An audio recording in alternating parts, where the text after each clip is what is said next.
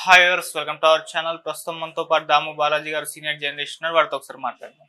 So నమస్కారం sir. అత్యాచార కేసులో అరెస్ట్ అయిన జానీ మాస్టర్ కి బెయిల్ దొరికింది సార్. మరి ఏ బేసిస్ మీద ఈ బెయిల్ ఇచ్చారు? ఏమైనా కండిషన్స్ ఏమన్నా పెట్టారా? ఎందుకు సార్? జానీ మాస్టర్ కి బెయిల్ వచ్చిందనే వార్త ఈరోజు వైరల్ అవుతుంది. ఎందుకంటే జానీ మాస్టర్కి బెయిల్ రావడం చాలా కష్టం అనేది అందరూ అనుకున్నా, నేను కూడా చెప్పాను. అవును, ఎందుకంటే పోక్సో కేసు ఉంది, protection of children from sexual offences. అది వెరీ వెరీ రిగరస్ యాక్ట్. దాంట్లో అంత ఈజీగా బెయిల్ రాదు. అట్లాగే ఆయన మీద రేప్ కేసు 376 ఉంది. మిగతా 50506 323 ఇలాంటి 4-5 సెక్షన్లు ఉన్నాయి. పాష్ అనే ఒక యాక్ట్ ఉంది, prevention of sexual offences in work place, sexual harassment in work place. So ఇలాంటివన్నీ ఉన్నాయి కాబట్టి ఆయనకి బెయిల్ వచ్చే ప్రసక్తి అయితే లేదు. మరి ఇప్పుడు బెయిల్ ఎలా వచ్చింది అనేది చూస్తే ఆయనకి రెగ్యులర్ బెయిల్ రాలేదు. యాక్చువల్గా ఓన్లీ 5 రోజులకు మాత్రమే బెయిల్ ఇచ్చారు. 6వ తేదీ నుంచి 10వ తేదీ వరకు ఆయనకి మధ్యంతర బెయిల్, ఇంటీరియం బెయిల్ అంటారు. ఇది ప్రత్యేక కండిషన్లలో ఇస్తారు. మనకి ఇప్పుడు ఈ మధ్యకాలంలో చూసుకుంటే చంద్రబాబుకి వచ్చింది. హెల్త్ గ్రౌండ్స్లో ఫస్ట్ ఇంటీరియం బెయిల్ వచ్చి తర్వాత రెగ్యులర్ బెయిల్గా అది కన్వర్ట్ అయింది. అట్లాగే కేజ్రీవాల్కి వచ్చింది, ఢిల్లీ ఎలక్షన్లో పార్టిసిపేట్ చేయాలి కాబట్టి. అలాగా ప్రత్యేక కారణం, ఆరోగ్య కారణం కానీ ఇంకేదన్నా ఎవరైనా వాళ్ళ ఇంట్లో దగ్గర వాళ్ళు చనిపోవడం కానీ ఇట్లాంటివి ఏమన్నా వస్తే ఇంటీరియం బెయిల్ అనేది కోర్టులు శాంక్షన్ చేస్తాయి. అలాగా ఈయనకి ఇంటీరియం బెయిల్ వచ్చింది. దానికి కూడా 25,000 రూపాయల పూచీకత్తు కూడా చెల్లించమని చెప్పారు. అయితే ఇంటీరియం బెయిల్ ఎందుకు వచ్చింది అన్నప్పుడు ఆయనకి మనం ఆల్రెడీ కూడా చెప్పుకొని ఉంటాం చాలాసార్లు. ఆయనకి నేషనల్ అవార్డు వచ్చింది కొరియోగ్రఫీకి. తెలుగులో తిరు అనే సినిమాకి మేఘం కరిగేనా అనే పాటకి ఆయనకి నేషనల్ అవార్డు. తమిళ్లో వచ్చింది, తెలుగు నుంచి రాలే ఆయనకి, తెలుగు కోట రాలే. తమిళ్లో చిత్రాంబలం అనే సినిమా, అది ధనుష్, ఆమె మలయాళి నిత్యా మీనన్, వాళ్ళిద్దరు ఈ సాంగ్ అది. దాంట్లో ఆయనకి సోలోగా రాల, సతీష్ కృష్ణన్ ఈయన ఇద్దరికి కలిపి ఆయన నేషనల్ అవార్డు వచ్చింది. అయినప్పటికీ కూడా అది ప్రెస్టీజియస్ అవార్డు అని చెప్పాలి. 1991 నుంచి అవార్డు ఇస్తున్నారు. తెలుగులో ఇప్పటి వరకు 5 సార్లు మాత్రమే అవార్డు గెలుచుకున్నారు. సో ఏదేమైనా తెలుగు కొరియోగ్రాఫరు తమిళ్లో గెలుచుకున్నా కూడా ఆయన తెలుగుకి గర్వకారణమే, సినిమా ఇండస్ట్రీకి. సో దీని కింద ఏమంటే ఒక రజత కమలం ఇస్తారు, సిల్వర్ లోటస్ ఇస్తారు.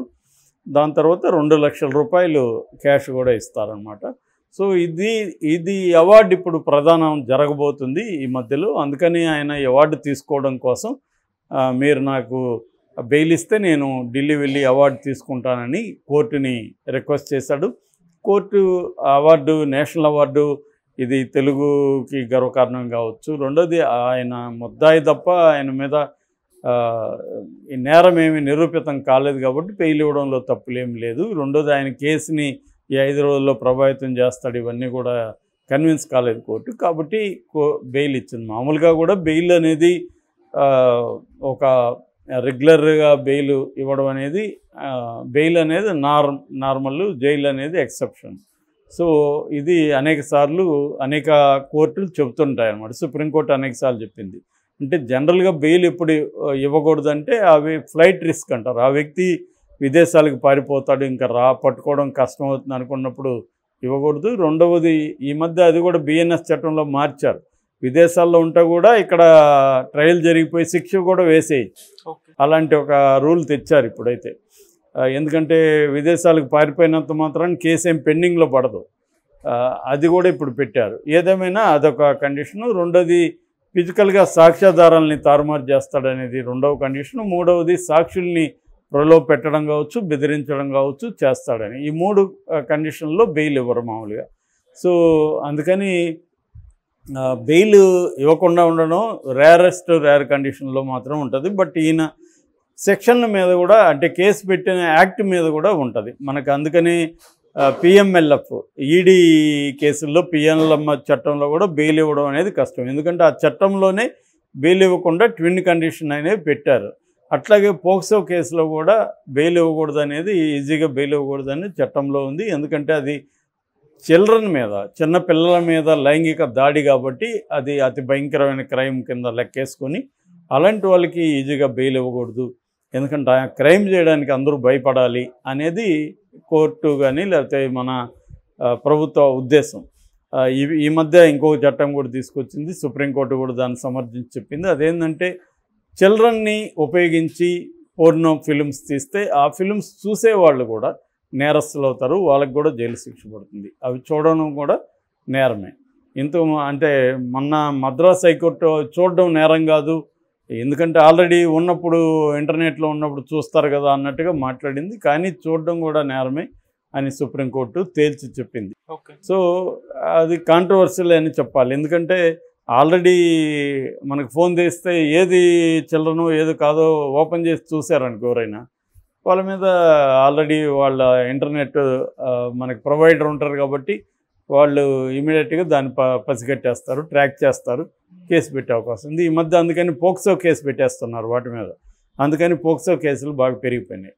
సో అందువల్ల జాగ్రత్తగా ఉండాలి, పోర్ను చూసేవాళ్ళు ఈ విషయంలో జాగ్రత్తగా ఉండాల్సిన అవసరం ఉంది. ఏదేమైనా ఈయన మీద పోక్సో కేసు ఉంది కాబట్టి జానీ మాస్టర్కి అయితే రెగ్యులర్ బెయిల్ రావడం మాత్రం వెరీ వెరీ డిఫికల్ట్. రాకూడదని ఏం లేదు, కానీ కింది కోర్టులు అయితే అంత ఈజీగా ఆయనకి ఇవ్వవు, పై కోర్టుల్లోనే ఆయన ట్రై చేసుకోవాలి. ఇదైతే ఇప్పుడు ఇచ్చింది ఆయనకి మాత్రం రంగారెడ్డి జిల్లా కోర్టు బెయిల్ ఇచ్చింది. సో ఈ 5 రోజుల తర్వాత ఆయన మళ్ళీ కోర్టుకి సరెండర్ అవ్వాలి, జైలుకి వెళ్ళిపోవాలి. సో జైలుకి వెళ్ళిపోయినాక ఆయన రెగ్యులర్ బెయిల్కి ట్రై చేసుకోవచ్చు. అయితే ఈ లోపల ఒక రకంగా సద్దుమణిగిందని చెప్పొచ్చు, జానీ మాస్టర్ మీద వివాదం అనేది గమ్మునున్నారు. ఎందుకు దానికి కారణం అంటే అమ్మాయి మీడియా ముందుకు రాలేదు. మీడియా ముందుకు వచ్చుంటే ఇది పెంచి అదేదంటారు కోతిపుండుని బ్రహ్మరాక్షసి అన్నట్టు మన మీడియా వాళ్ళు చేసేవాళ్ళు. కానీ ఆమె రాలేదు కాబట్టి ఒక రకంగా జానీ మాస్టర్ బతికిపోయాడు. రెండవది జానీ మాస్టర్ భార్య ఆ అమ్మాయి మీద కూడా ఫిల్మ్ ఛాంబర్లో కంప్లైంట్ ఇచ్చింది. ఆ అమ్మాయి గతంలో 2022లో కూడా ఇతన్ని ఎలా పొగిడింది అవన్నీ చెప్పింది. ఒక నెలకు ముందు కూడా అతన్ని ఒక ఫంక్షన్లో నాకు ఇతను లైఫ్ ఇచ్చాడు, ఇతన్ని జానీ మాస్టర్ నుంచి నేను నేర్చుకున్నా చాలా చెప్పింది. సడన్గా 1 మంత్లో ఏమైంది అంటే ఈ అమ్మాయి వెనక కొందరు పెద్దవాళ్ళు ఉండి ఈ అమ్మాయిని రెచ్చగొట్టి ఇలా చేస్తున్నారు. అందుకే అమ్మాయి ఓపెన్గా వచ్చి మాట్లాడడానికి కూడా ఈ ప్రశ్నలన్నీ అమ్మాయి ఎదుర్కొంటుంది కాబట్టి మీడియా ముందుకు కూడా అమ్మాయి రావట్లేదు అని వీళ్ళ భార్య సుమలత అలియాస్ ఆయేషా ఛాంబర్కి కంప్లైంట్ ఇచ్చింది. ఆమె ఒక పక్క భార్య పోరాడుతూ ఉంది దీనికి వ్యతిరేకంగా. ఒకటి ఏంటంటే 2 రకాల ప్రాబ్లమ్స్. ఒకటి ఇమేజ్ అనేది డ్యామేజ్ అయిపోయింది, దానివల్ల అతని కెరీర్ ప్రాబ్లం. ఎందుకంటే ఆల్రెడీ అతన్ని ఈ సంస్థ కొరియోగ్రాఫర్స్ యూనియన్ బహిష్కరించింది.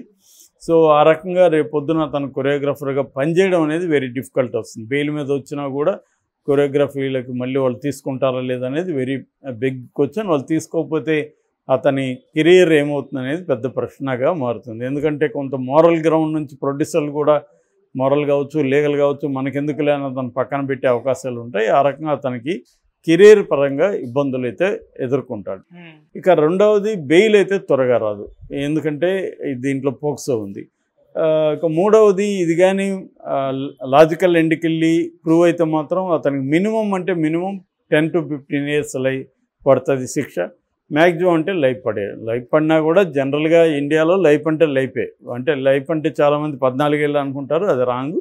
లైఫ్ అంటే లైఫే ఇండియాలో. బట్ జనరల్గా ఏం జరుగుతుందంటే ఇట్లాంటి కేసుల్లో ఒక 14 years తర్వాత క్షమాభిక్ష పెట్టి ఆయా ప్రభుత్వాలు వదిలేస్తుంటాయి. ఈ ఇండిపెండెన్స్ డేనో లేకపోతే రిపబ్లిక్ డే ఇలాంటివి చూసి వదిలేస్తుంది అనమాట. అందుకని అందరూ అది అనుకుంటారు. ఏదేమైనా ఈయనకి ప్రూవ్ అవుతుందా లేదు చూడాలి. ఈ లోపల నాకు తెలిసి అతను ఈ అమ్మాయితో ఏదన్నా కోర్టు బయట సెటిల్మెంట్ చేసుకునే అవకాశం ఉంది. అమ్మాయికి డబ్బులు ఇచ్చి